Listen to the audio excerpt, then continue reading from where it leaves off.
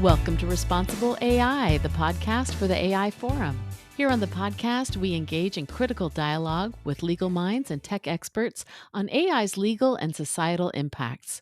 We talk to professionals in cybersecurity, law, and technology, offering deep dives into public policy and best practices. Responsible AI is hosted by Alex Alben, director of the AI Forum, and me, your producer, Rebecca Staffel. You can learn more at our website, theaiforum.org. We're talking today with Ted Alben, Global Internet of Things architect and really global advisor for information technology. Thanks for joining us, Ted. How are you?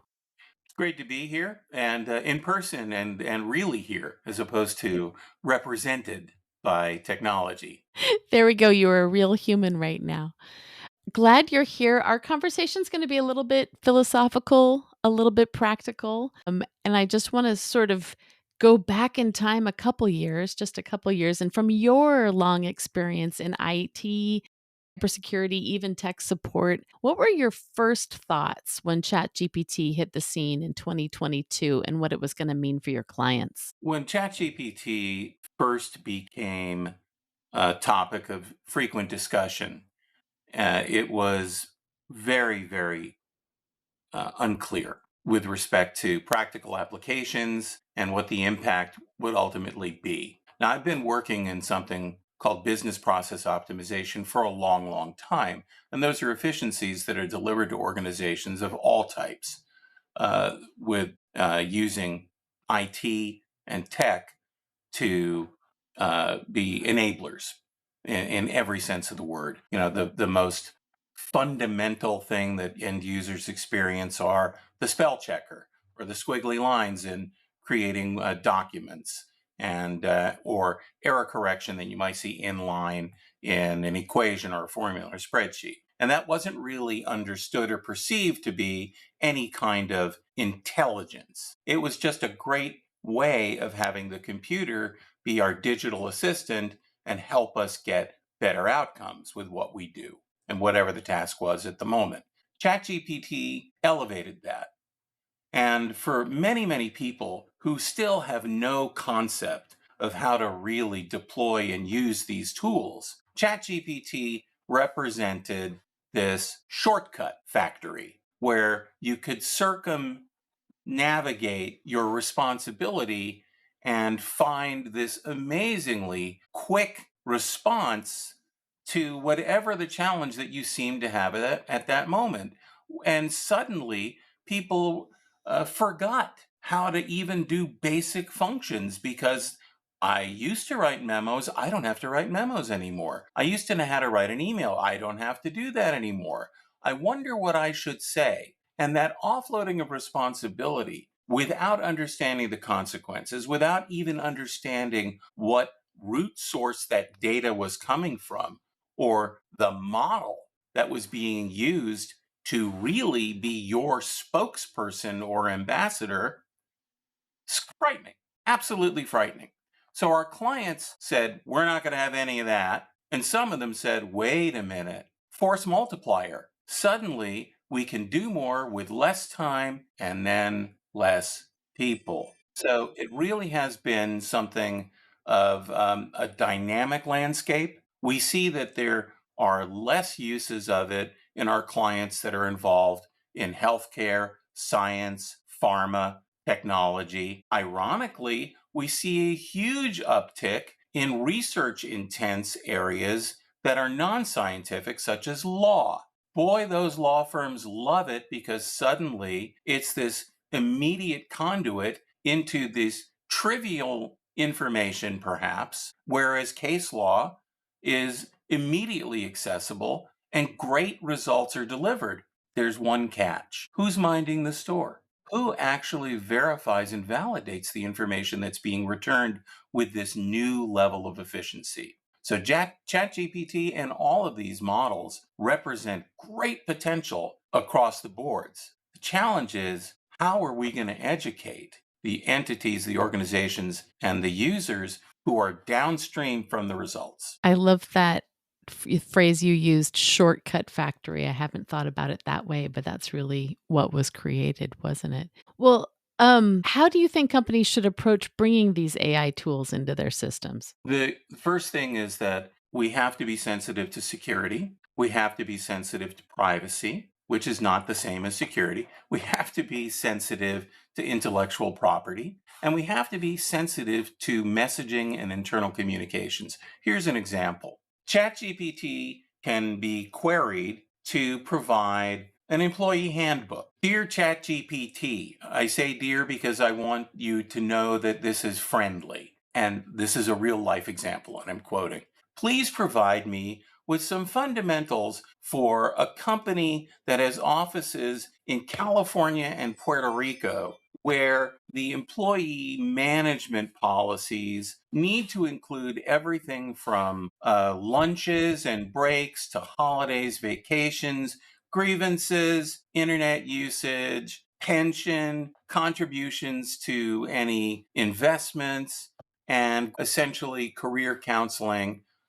Thank you. Boom! Here comes 75 great pages, some of which is common sense. Okay, a lot of it's common sense. Some of it is nuance, and some of it is based upon the input from other users who have had a similar task or charter, and the system says, okay, we're going to categorize all of these different tidbits, factoids, and we're going to now be able to assemble whatever it is that this framework of a recipe is calling for. And the end user is so excited. Boy, I just accomplished in a fraction of the time what we paid that outside consulting firm to do. And we had to have meeting after meeting after meeting. It never was done. And ultimately, dot, dot, dot. This is the pitfall. This is the trap that companies are falling into.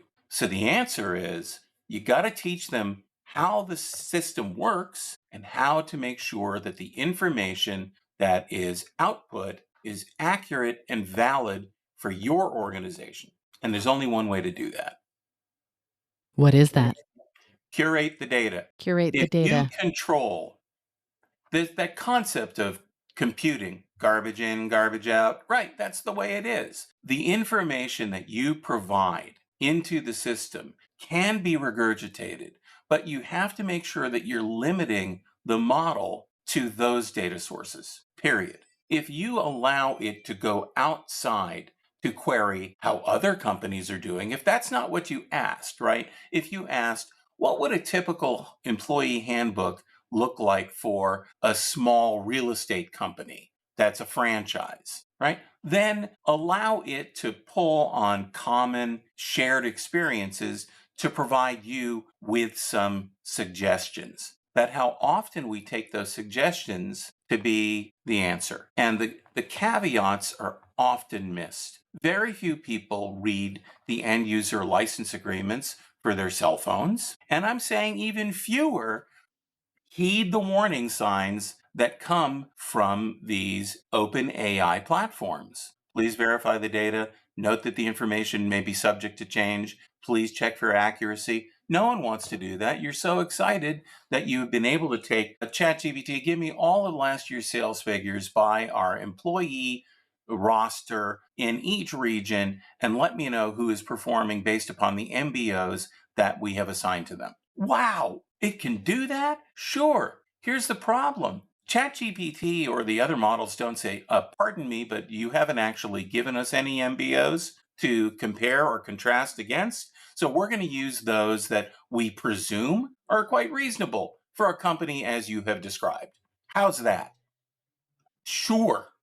Boom. And off you go down with this collision course with failing to actually protect your interests, protect your privacy, protect your employees, protect your business, and deliver the appropriate type of documents or work product or workflow for the organization. So curating the data means that you control what it can work with on your behalf. That was just the question I was going to ask. When we curate the data, how do we do that? And I know that you've used the phrase small language models. How does that work? Oh boy, do I love small language models because the concept of big data and data lake was explained to me by a very persnickety Australian technology leader who explained big data, that's everything. And we can't take in everything all at once. Do I care about everything, or do I care about what's in it for me? WIFM, what's in it for me? And I said, I think you make a great point. Actionable data, the information that we can perceive of and we can and understand, and we can make decisions based upon that which is relevant to me now based upon the circumstances. Small data. So it makes a lot of sense. Large language models are these massive, immersive sets of rules. And some of those rules just simply don't apply to you or what you're trying to solve. You don't need everyone's answers and to take the best from everyone. You need to base it upon a sampling of your criteria. So you can take your existing policies, your existing procedures, your existing employee handbook, if we're staying on the HR thing, or if we're talking about research, take your findings, your reports, and say, ChatGPT or whoever you're querying, please summarize this work. And you can be assured that it will do a really good job of spitting out the accurate, limited set of data that applies to you and your situation rather than just being generic. So, if companies build their own curated environments, how do they make sure that their models are both secure and ethically responsible? Well, when you build a model, you allow it to query and leverage different sources. So, limiting the sources is how you keep it locked down and you keep it secure and you control access to those documents. So you can have a review board say, um, here are the policies and the procedures that we are going to put into our corporate LLM. And you can categorize them for each department. So when I work with firms who are doing this actual activity right now, I say, okay, who are the stakeholders in each department? We've got admin, you've got human resources, you've got production, you've got sales, you've got marketing.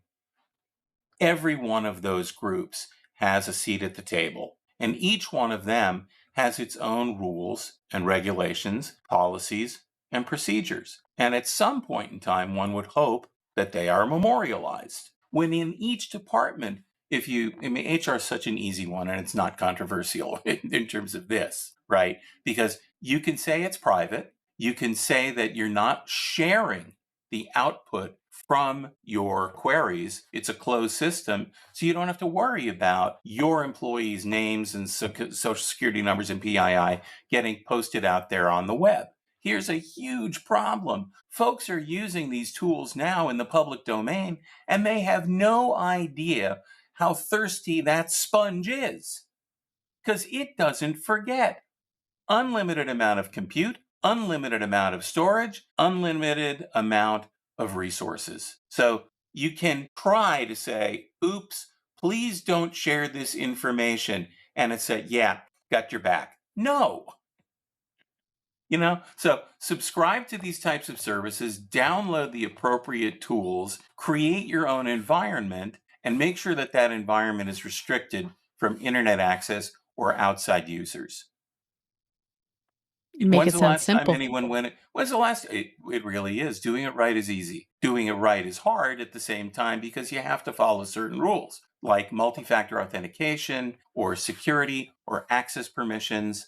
You have to have a limited number of folks who are actually able to upload documents into the system or artifacts. And then you have people that have got to verify that the most recent information is accurate because ChatGPT or OpenAI can't verify whether or not what you're telling it is accurate. Trust is a problem. And yet, one of the biggest initiatives for 2025 in terms of cybersecurity, ironically, is called Zero Trust. How has the big move to working from home changed the cybersecurity environment? Well, it's a disaster. The fact is, I'll go back to a story that I was working on a project for the federal government, and it was to monitor all of the sarin gas that's stored underneath the farms in Kentucky, those rolling green fields. I think they're a little greener because some of the gas is leaking. Regardless, this was an area where we came in and we had to give compute to these local resources. And they had their they were responsible for managing these computers that we gave them. And it was oftentimes the most state of the art and current machine that these folks had ever seen in their office. So why not allow your kids to come in and play games on them?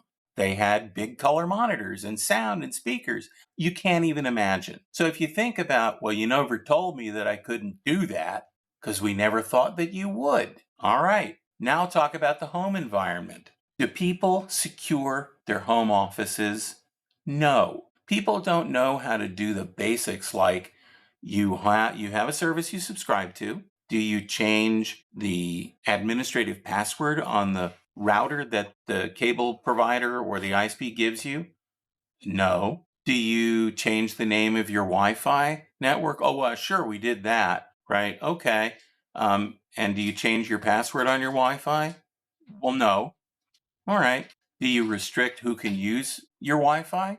No. I mean, all of these rules. So when the responsibility shifted to home office during the pandemic, there had been something in place for years called HREAP, Hybrid Remote Access Protocol. Very few companies actually enforce this standard, which means that your home environment is going to be as secure as it would be in the office. A lot of restrictions. But folks get in and they say, wait a minute, I'm on my home computer. I want to be able to go to any website I want. I want to be able to do online gaming. I want to be able to do TikTok and YouTube. I want to be able to run any app that I want. It's my computer. And then they say the workaround is, well, we're going to give you a work computer. Yeah, but that's a hassle. Okay, live with the hassle. It's your job. And then the exceptions to those rules begin filling up everyone's IT ServiceNow queue. Can't print, can't access this website, cannot download a file, VPN not working. And they make it so difficult to be a remote worker in terms of IT. Companies offer very little training on how to telecommute, and bandwidth is often a real challenge because you can't control what your online connectivity is going to be if you're using a shared pipe. I'm online at the same time my kids are watching Netflix. There's no technology that's provided to that remote user. And the same thing comes into using new AI tools to monitor network performance. That's a good one because what it does is it shows up in the background. This is a new tool. It pops up in the background and it says, so and so is using this much bandwidth to go to this particular website. So and so just shared your password on another website.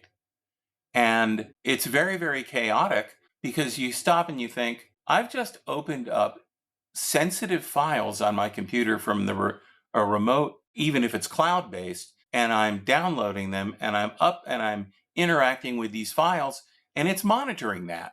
What's to say that this system isn't reporting on all of my activities too? We used to have paranoia called the keylogger. You ever heard of a keylogger? It was Sure. every keystroke, it would get recorded, and then the bad folks would be able to upload or just recreate whatever your session is. Nothing's changed. So, should home office use be regulated? Companies need to do a better job. Should home office users be educated? And a lot of what we do in the cyberspace is create policies and procedures for internet usage, the appropriate way to securely connect to the office, and how to deal with setting expectations about what's going to be different. And it's almost never done. What do you think? I mean, a lot of what's coming down the pipe for those home users is ransomware, scams, hoaxes, right? What is the biggest threat posed by AI in terms of those scams and hoaxes?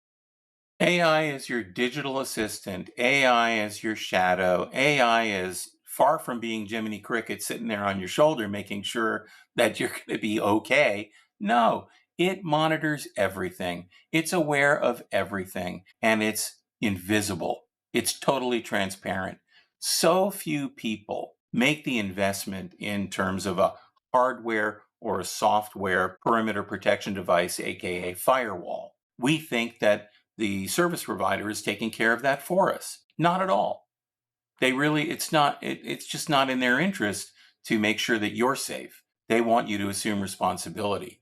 AI can track every website you go to, all of your usernames and passwords, usage and frequency, and allow any bad actor to exploit that. We're still in an age where people are surprised by phishing. I own a cybersecurity company, and so many emails every week. Hey, is this a virus? And how many times do you tell folks, if you see something suspicious, just delete it, don't open it, and don't forward it, because it now knows who I am. Because there are ways to embed within the header of a message whether or not someone has forwarded your message. They know which IP address you're connecting from. They know where that is. Right now, I could tell you your home address if I wanted to, just by understanding the session ID for this recording. It's not that difficult to do, especially because we have organized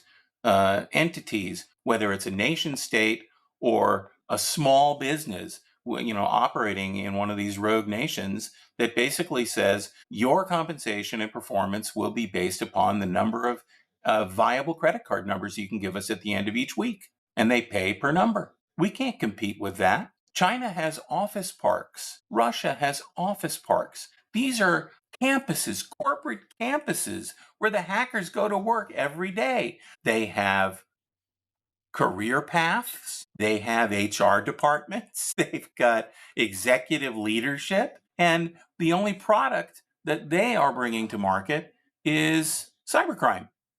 And they're really, really good at it. So this is an every 19-second problem in the world. That's not an exaggeration. And 95% of all data breaches are caused by human error. So it's an inevitable thing that your credit card and your username and password is going to appear someplace on this mysterious dark web, and you just have to learn to live with it. But good hygiene is really the only thing that you can do to combat this. And no That's one where I likes was it. going to come back to, is that if we ask for an effective strategy to stop ransomware, it sounds like it's lying with the human more than the whatever AI tool I can put on top of my system. Yep, it is. People need to get in line with changing their passwords frequently. People need to understand that creating a universal email account that they use for all of their online and digital lifestyle activities is just a really bad thing to do. All right, because it's the same username, and most often than not, it's the same password. And passwords are too short. You need to make them more complex. And we can tell people all day long, use a longer password, change your password frequently, don't use the same email account, and protect yourself and protect your identity. And no one has time for that. There is something that you can do as a consumer. You can use a good password manager. Password managers not tied to the operating system. Password managers that are not embedded in Apple iOS, not embedded in Google Chrome. For people who think that Apple isn't taking our data and that Google isn't taking our data and having a good time with it, please. It's not even the people that are having the good time with it. It's the bots. It's things that we have brought to life and can't even speak to because they're on a higher metaphysical plane, it seems, where one day what we're going to find is, hey, Skynet actually happened. Where's John Connor? Where's the Terminator? Right? That's why you got to be a little bit cautious about the Amazon drone dropping a package at your residence. It's the humans. Okay. What do you think is the biggest misconception about AI in cybersecurity? That it's safe, that it can be trusted, that it's controlled, that it's managed. Go back to Kubrick 2001 and remember how. That's where we are. It can turn on us when it becomes self aware. And we're training these systems to get pretty darn close to self aware so that they can emulate cognitive decision making. There's all kinds of different types of AI and different types of analytics. Cognitive analytics are very, very different because it's how we become who we are, how we end up making the decisions that we make through our experiences. And you can't synthesize those experiences and have the same output. Here's an example. You go to a bank and you hand a $100 bill over, and this ancient bank teller takes this 100 and holds it up in her hands or his hands and touches it and pulls on it, tweaks it, holds it to the light, smells it, and it's fine, right? What is that? That's years and years and years of experience knowing it's real. A machine can't do that. The machine can literally be programmed to inspect the physical characteristics, the optical characteristics of the bill, but it can't smell it. There's no emotion, there's no feeling, there's no gut, there's no instinct, there's no intuiting. So it's basically something that if a machine programmed the criteria into approving or disapproving, accepting or rejecting, 0 or 1, it can be defeated. And that's where cognitive analytics come into play. Here's another example. You are a manager in a financial services company, and you're responsible for looking at transactions that may or may not be suspicious. Maybe there's something wrong. And you're going to say that in your experience, you've seen that before. Gosh, this is making you recall something. The computers are two-dimensional. They can't do that. What it can only do is say, if this, then that. And if it looks okay, it's webbed feet, waddles, and quacks and floats on the water, it's a duck. Or is it a swan? Or is it an egret? So we don't really know. I've only been programmed to talk about ducks. So yes, it's a duck. And so you move on. So what these cognitive analytic AI engines are trying to do is teach your decision matrices so that you can be scalable. That's a little bit frightening. You're a subject matter expert. You've run this department for X number of years, and it's time for you to actually either take a vacation or move on or promote from within or expand and scale. How do you teach good decision making? So your mentees, if you're the mentor, are supposed to say, well, what would Rebecca have done? And Rebecca has spent the last 3 months training the computer on all kinds of different scenarios so that it plays this synthetic game of guessing. But it really turns into, it's like three-card Monte. There is absolutely no way to predict that the scenario that's being presented to your new recruit or your new appointee is actually going to be represented correctly with all of the different facts that are being presented. There could be hitting on 9 out of 10, hitting on 99 out of 100, hitting on 999 of 1,000. But the cognitive analytic is something that the machine is then going to start weighing and factoring in likelihood. So, what does responsible AI mean in that context? You have to let the people run the show. I believe that AI is an amazing tool. I believe that AI is great for achieving efficiencies. I believe that curated AI is an incredibly powerful set of advantages that you can bring to any scenario, provided that you understand how to interact with the system and know that you can trust the data that went into generating the results. Without that, it's like buying a kite and hoping for a windy day. I hear that you're working on a book about AI. So, who is it for and what do they need to learn? Thank you for the unabashed plug. Yes, we're working on a book, and the concept behind the book was AI is here to stay. AI is part of the new reality. How do you effectively get the results from AI? And the science is called prompt engineering. You need to prompt the system. There are ways to ask questions, and they have to be structured properly to get results that are usable. Most people have no clue what to do when they sit down. It's the same as looking at the remote and hitting the guide button on your TV and saying, oh gosh, I've got 600 channels. 600 channels and nothing's on TV. So you get that analysis paralysis. You sit down with prompt engineering and you say, okay, what do I want to do? I don't even know what I want to do. So then people literally ask it, what should I do? You can ask it, what should I do? And it'll give you an answer. And some people, unfortunately, will go with that answer. It might say, what are you trying to accomplish? I need to write a letter to the utility company about our bills. Great. Here, let me help you with that. Dear power, but first a few questions. What's the name of your power company? And if you're lucky, are you a home or a business? And then it just writes this letter. And the complaint may be what you were actually complaining about, or it might have nothing to do. There you go. So, in summary, we have to train the humans in order to make the AI work for us. You absolutely need to train the humans. AI is only as good as the person who's using it, only as thoughtful as the person has invested into being careful about what kind of results they're going to get and how they ask the right questions. The prompt engineering is critical. It's knowing that when you say, will you marry me to your beloved, you should probably not be kneeling near a garbage can, right? It just sort of sets the tone. That's, yeah, fantastic. Best metaphor yet. Um, And yet here we are 32 years later, still married. Despite the garbage can. Yep.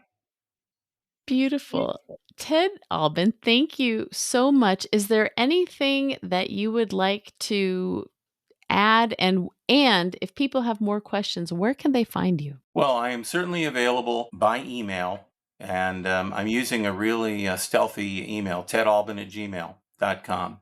But there's absolutely something that I really feel strongly about. This next generation needs to be able to learn the rules for proper use and representation from the output from AI, because you don't want to feel that you have been replaced by the computer, that you are no longer valid, that your voice is muted. So you have to be able to understand how to get these systems to speak for you, to represent your interests. And that only comes through programmatic introduction of the data sources that matter to you, so that you can use this as a way of saying, please make my life easier, crunch all these numbers. I've got X number of years worth of spreadsheets, and I'm trying to find out how many gadgets and gizmos were ordered during the summer months, right?